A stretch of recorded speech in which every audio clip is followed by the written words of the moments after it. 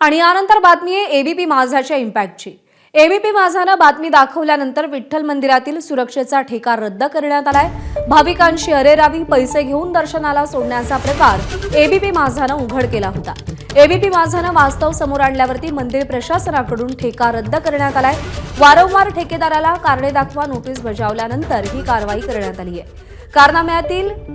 करारनाम्यातील अटी शर्तींचं पालन न केल्याचा ठपका ठेवत ही कारवाई करण्यात आली आहे। रक्षक सिक्युरिटी सर्व्हिसेस अँड सिस्टीमला हा मोठा दणका मानला जातो। आणि या संदर्भात अधिक माहिती जाणून घेऊयात। सुनील दिवाण आपले प्रतिनिधी सध्या आपल्या सोबत आहेत। सुनील, ज्या कंपनीकडे हा ठेका देण्यात आला होता, कसा गलथान कारभार त्यांच्याकडून सुरू होता आणि मंदिर प्रशासनाची भूमिका नेमकी काय होती? एबीपीच्या दणक्याने अखेर विठ्ठल मंदिरातला मनुष्य बळ पुरवठा करणारा अर्थात सुरक्षा रक्षक देणारा जो ठेका होता रक्षक ग्रुपचा, हा रद्द झालेला आहे। खऱ्या अर्थाने भाविकांना जो मनस्ताप होत होता, अनेक भाविकांना पैसे घेऊन सोडणं असेल, दर्शन रांगेतील भाविकांची धक्काबुक्की करणे असेल, त्यांच्याशी आरेरावीची भाषा बोलणं असेल, अशा अनेक तक्रारी या रक्षक ग्रुपच्या विरोधात होत्या। 11 महिन्याचा ठेका होता, जवळपास 4,60,00,000चा हा ठेका होता। यातले 4 ते 5 महिन्यातच इतक्या तक्रारी यांच्या विरुद्ध आल्या होत्या आणि ह्या सर्व वास्तव वारंवार एबीपी माझाने समोर आणलं होतं।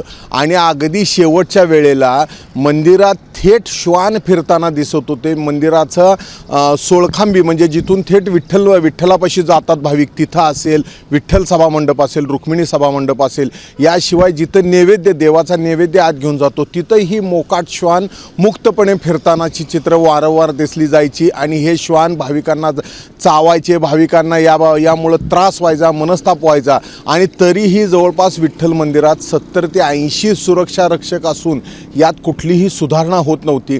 आणि ही वारंवार माझाने दाखवून दिल्यानंतर अखेर मंदिर समितीने काल निर्णय घेतला आणि ज्या पद्धतीने मंदिर समितीने या ठेकेदार कंपनीला नोटीस बजावल्या होत्या, त्याच्या त्यांचे समाधानकारक उत्तरं मिळू शकली नाहीत।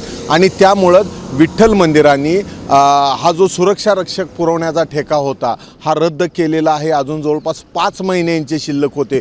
मात्र आता जो नवीन ठेका नेमणार आहे त्या ठिकाणी मात्र ही जुनीच लोकं परत कंटिन्यू करू नयेत अशी मागणी भाविकातून होत आहे। कारण हीच लोक आहेत, ठेकेदाराचं नाव बदलतं मात्र जे कर्मचारी आहेत जर तेच राहिले तर त्याच पद्धतीने हे सर्व प्रकार चालत राहतात। आणि त्यामुळंच आता नवीन ठेकेदार कंपनी आणि माणसं नेमताना भाविकांना कुठल्याही पद्धतीचा त्रास होणार नाही याची खबरदारी घ्यावी अशी भाविकांकडून मागणी होत आहे। धन्यवाद दिलेल्या माहितीसाठी। एबीपी माझा, उघडा डोळे बघा नीट।